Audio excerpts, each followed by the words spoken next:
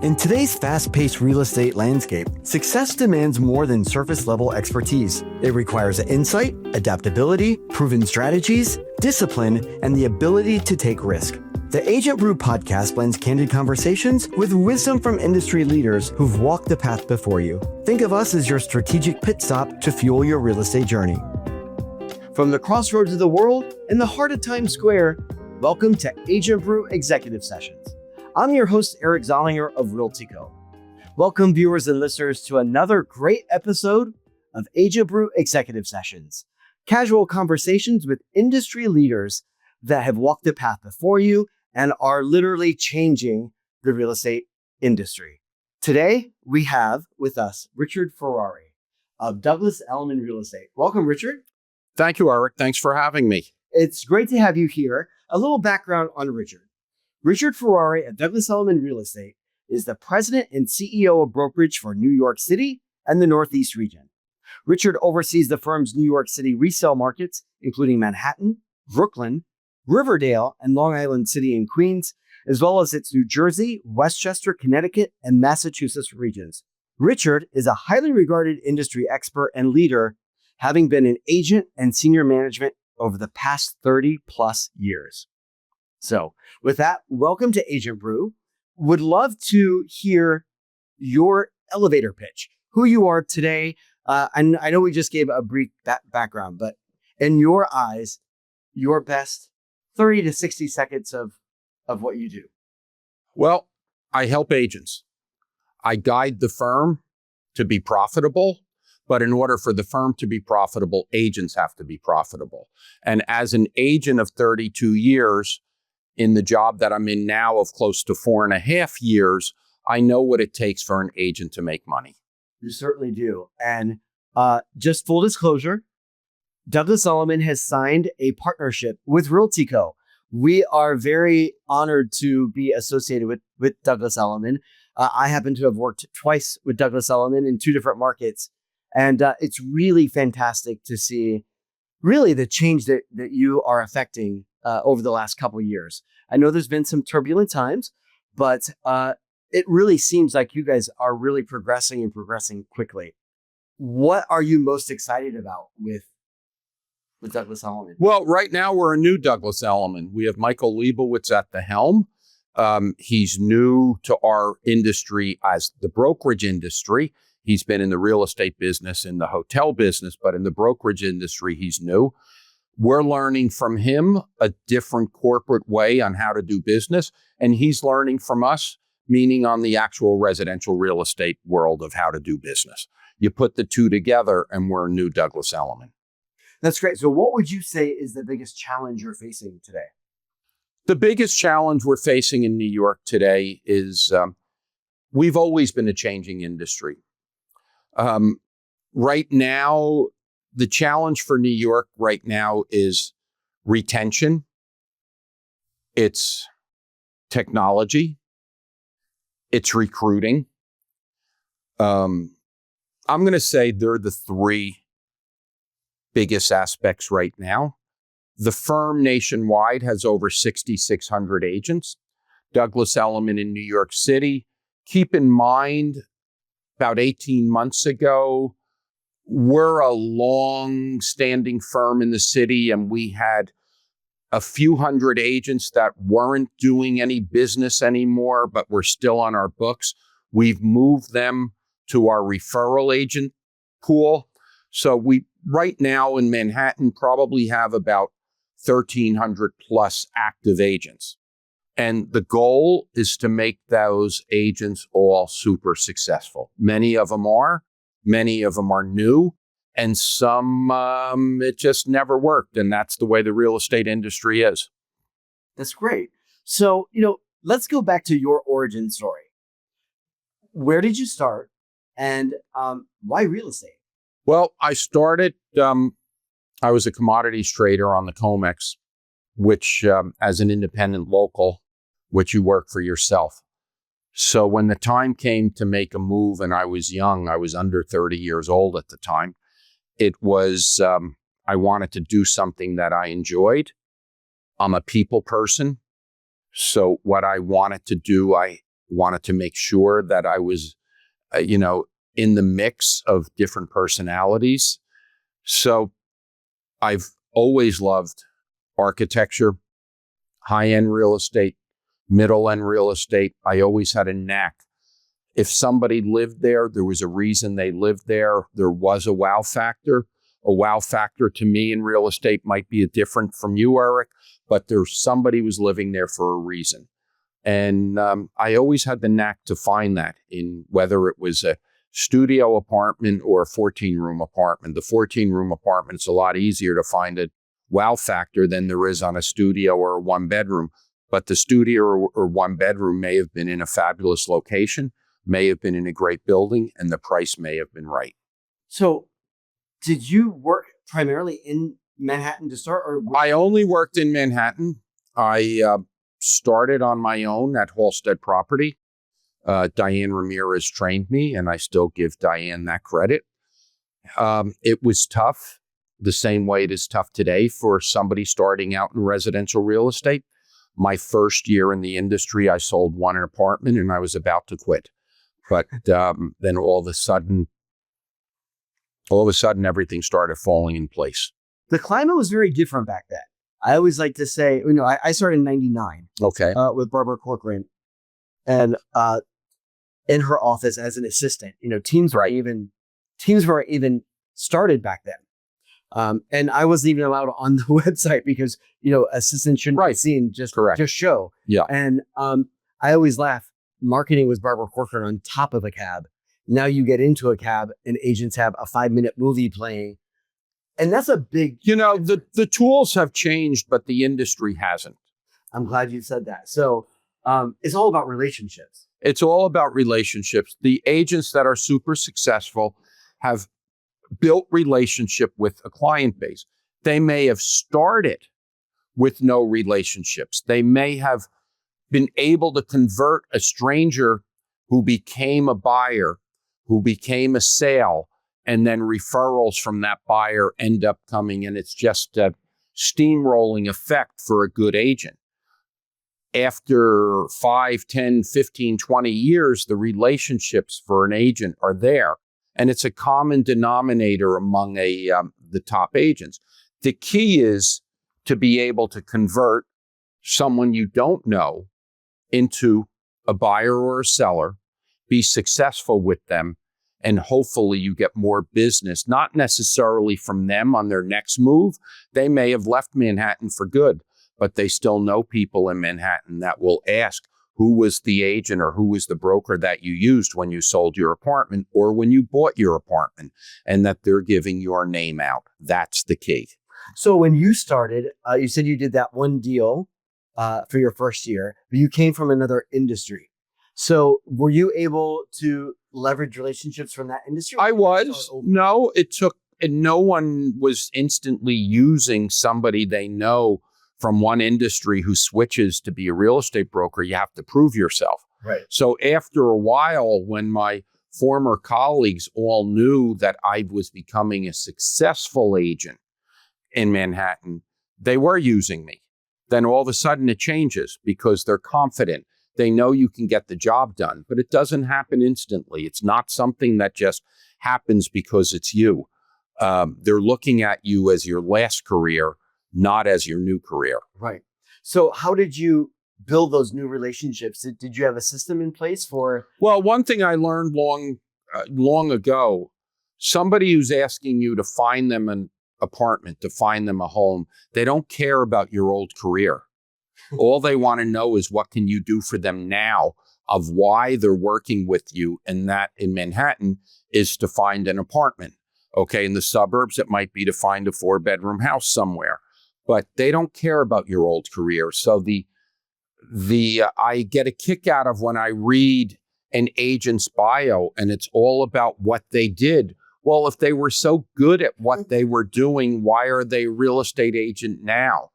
You can mention it in your bio, but your bio should be, what do you bring to the table today to either a buyer or a seller? How are you going to find someone a home? How are you going to sell their home? Okay, that's what a buyer or a seller wants to read about or see. They really don't care about what you were in your past life for 4 paragraphs about how great you were. Because as I always say, if I was a great commodities trader, I'd still be doing it. Absolutely. It's all about what is their problem and how are you going to solve it? Yeah. And I'm noted as, for anyone that knows me, I'm a real estate broker. I might be president and CEO of Brokerage for 40% of Douglas Elliman nationwide, but for anyone that knows me, I'm a real estate broker. I think and I act like an agent. And for those of you that don't know the New York market, co-ops are quite prevalent here, the majority. And so it is very difficult to navigate and traverse the co-op market and getting your buyers approved. You're looking at a pro here. I mean, as long as I've known Richard, I've known him to be one of the best co-op brokers. And I was a co-op broker. My co-op business was 4 times what my condominium business was. You're correct on that. And that's a true star, right? Because you are able to get your buyers and sellers across the line for a very tedious and long process in many cases. It's tedious. It can be a long process, but it can be done. Fantastic. Yeah. So any mentors? You talked about Diane Ramirez. Well, in my career, I've worked for the best. I've worked for Alan Rogers, who used to head Douglas Elliman a long time ago. I still have lunch with Alan every so often. And I did go to Brown Harris for 10 years. I worked under Hall Wilkie and I worked with Bess Friedman. Like I said, I've worked with the best. And I can't forget my 16 or 17 years as an agent at Douglas Elliman. Not all of it, but the latter part of it, working with Dottie Herman and Howard Lorber. You know, it's really great to see when good people, good agents are able to rise and climb the ladder. And it's really great to see you in that presidential role because you have a lot of respect. And so it's just great. I have respect because I was an agent. Right. Okay. And I was a good agent. Okay. And I knew the industry. I knew the players. Okay. So going into this role for me was it was a natural move for the last portion of my career. It was a change. Do I miss being an agent? 100%. I miss being an agent. But now you're helping and supporting them. Correct. And I still get to see some of the greatest homes in America, which is always a fun part of my job. So what would you say is a win for you? And why is it important? What's a win for me when I see an agent's GCI, a newer agent who's been in the industry, say 12 or 18 months, they go their first 12 months, $60 or $70 or $80,000 GCI. Then year 2, they're at 180. And then year 3, they're close to 500. That's a win because I helped that agent go from point A to point B, which is not easy for most agents to do. And what about yourself personally, whether work or life in general? What is a win that you're most proud of and why? A win that I'm most proud of is a tough thing. Probably, golf is my second passion. So I'm going to say, on winning whatever the golf tournament was throughout my life. But it's, I take work very seriously and, working with people and trying to help agents and employees at Elliman means a lot to me. So any transformational losses through your career or life that ended up turning into a win? Transformational losses? No, I wouldn't say. I don't really have any transformational losses. I didn't lose anything when I went from an agent to president and CEO. Interesting, because so many people say, but now you're working 9 to 5. I don't work 9 to 5. I work 8 to 8, 8 to 9. But 7 days a week, but I did that as an agent also. Forgetting a successful agent doesn't work 40 hours a week. They work 60 hours plus a week. That there's a difference.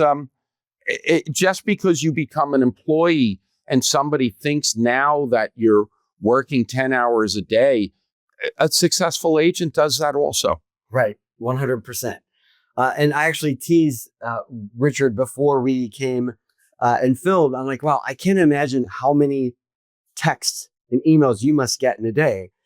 just from everybody trying to reach out. And it's a lot, but you have mastered it and done. Well, I was used to it. I had the same amount as an agent. Remember, a successful agent isn't working with one person.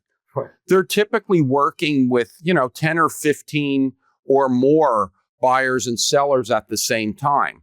And they are contacting their agent almost on a daily basis. Or hourly if you're. Or hourly, and all the agents that are contacting you to show you're exclusive. So, things don't really change. So why don't we move right on to the gratitude game, since we've already talked about your, do you have any other passions outside of real estate? And that's obviously golf. So, it's golf. I also have, I'm 27 years having a home in Sag Harbor, which I love. I love Manhattan. Manhattan's my primary residence, but Sag Harbor is home. It's a nice place. I've been to triathlon out there. Oh, so. Good. Cool. Okay. The gratitude game, which is traditionally rose, thorn, bud. But because this is the Agent Brew, we throw in a little twist of coffee. Okay. So we start with the aroma. So it's after you've ground those beans and you're brewing the coffee in the morning, it's that aroma that gets you out of bed or motivates you. What motivates you? Doing my job the right way is what motivates me. Okay. I'm an espresso drinker every morning. I love it. Okay. And I spent years with a little old Italian espresso, kettle or whatever it is, not a machine where you put the water in, you put the espresso in, it bubbles over, and you don't know. There's no, how do I say that? There's no light that goes off that it's done. Just after you've done it so many times, when it stops boiling that it's done, and you pour your espresso. But I'm going to say probably about 10 years ago, I switched to a Nespresso maker, which is great. But now I actually get my coffee pods from Italy. Oh. I order them either direct from Naples in Italy or on Amazon. But now I do get Italian, because everything's made to fit. So in the morning, I can't wait to have my 2 shots of espresso. Fantastic. Okay. And I walk the dog. That's the first thing I do. Okay. And I look at my phone to review the day that I have. And then I think of what am I going to do during the day? How am I going to utilize my time to the best capacity? And how am I going to make my day a successful day? So then the next question goes into, it's the actual brew. It's that first cup or the second shot of espresso. It's what sustains you. So one could say, what is your why? What is my why? I have a responsibility. I took a job. Mm-hmm. The responsibility I have is to Douglas Elliman. What is Douglas Elliman? It's its agents and its employees. So my why is I have to do the best job I possibly can because I signed up for it and it's my responsibility. That's a great answer. Very, very telling. I love when somebody, it's all in and it's about the job and you accepted those responsibilities and you're going to follow through. I didn't have to take the job. I didn't need a job. It's interesting. The last apartment I showed as an agent was a $45 million apartment on the Upper East Side. Okay. My buyers from London did not buy it, but that was the last apartment. I worked up until the last minute. I was hoping they would buy it. So no matter what you do, if you choose to be an agent, you better put your heart and soul into it and do a good job, because if not, you're going to be a lousy agent. This isn't a, if I sell something, I sell something type of career, which so many agents think it is. And I'm not saying they don't exist. They do. And that's fine for that agent, but it was never for me. Right. If I was going to do something, I was going to do it wholeheartedly and do the best I could. Understood. So the next part of the gratitude game is the thorn, like a thorn in your side, or the grinds are always messy. Although if you're using the pods, you don't have to worry about that. But are there any frustrations that you're... Well, there's always frustrations. Okay. But fortunately at Douglas Elliman, we do a good job of eliminating obstacles. Mm-hmm. Okay. I work with a great bunch of executives. Okay. Stephanie Garbarini in marketing, Stephen Larkin in communications, Dava Roberts in legal, and I can just go on and on. We work as a team because the end goal is for the betterment of the firm. In order for the betterment of the firm, it's agents making money. So we all have the same end goal. We work as a team. We do our best to get rid of any obstacle that we see that comes in our way. Well articulated. So we end the gratitude game with the fresh beans, the bud. What are you most looking forward to? Wow. I'm most looking forward to, how would I say this? Continued success. Douglas Elliman has been around since 1911. Okay. I work with a property management company that makes every Douglas Elliman agent in New York's life that much easier. Just continued success. That's what I'm looking forward to. And I don't mean personal success. I mean success as a company, success for agents, and success for employees. Because your personal success it's already here. Yeah. I mean, when you reach a certain age, you've reached the pinnacle of your career. Then it's trying to help other individuals create and reach their pinnacle. Well done. So from there, where do you see yourself in 5 years? I don't know. 5 years is a long time down the road. With the industry changing, I'm either going to be continued where I'm working today, or I'm going to be spending a lot of time on the golf course. Well put. So I always like to ask, this is my favorite part of the show. If you could give your young agent self a piece of advice, not young agents today, but this is more about you as a young person that if you could give them a piece of advice, what would it be? Agents have a lot of anxiety because the only way they get paid is by closing the deal. The advice I would have given to myself as a young agent was to relax, because the more you are relaxed and you take the stress out of your actions, the easier it is to get your end game. Okay, so it's hard because an agent is human. I always only did it the right way, the professional and the honest way. So that isn't anything to say, but it does get nerve-wracking for an agent. And my advice would be, don't let it take over and get nerve-wracking. You'll get the job done. When a buyer wants to buy and a seller wants to sell, the transaction will happen. That's a very good point. And I just like to say, because it took me back to my younger days as an agent and an assistant. You know, what I love about my current role is that we're able to help agents through the entire process. And one thing that it took me a while to understand and really realize is that agents are the CEO of their own sales and marketing firm. So the key to any business's success, whether you are a real estate agent or a manufacturer or a restaurant, is cash flow.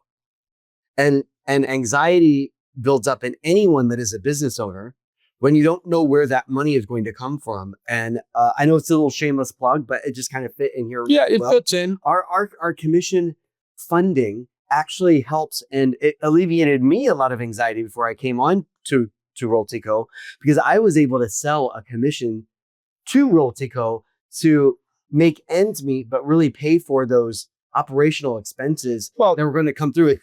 Even though it was just 3 weeks, I was able to use a short amount of that. And our best clients utilize us 4 to 5 times a year. And it's not selling their whole commission or half of it. No, it's just using it as a funnel. When I had my company back in the day, I went to Chase and got a line of credit. What I love about RealtyCo is that we're able to support, like Douglas Elliman is supporting your agents and all the ways that Brokerage can. I love that we're a partner and can help bridge that gap. Well, what I said earlier on advice to an agent is to try and relax and take the anxiety out of the job. Having a commission advance is one way that may happen. Mm-hmm. Every agent is different. And the other advice for an agent is to live below your means, because typically if you live below your means, you're not going to be stressed out money-wise. But for an agent that, is having, I'm not saying cash flow problems, could be tuition bills that are due. It could be no matter what little emergency pops up, medical bills for your parents, who knows what it is.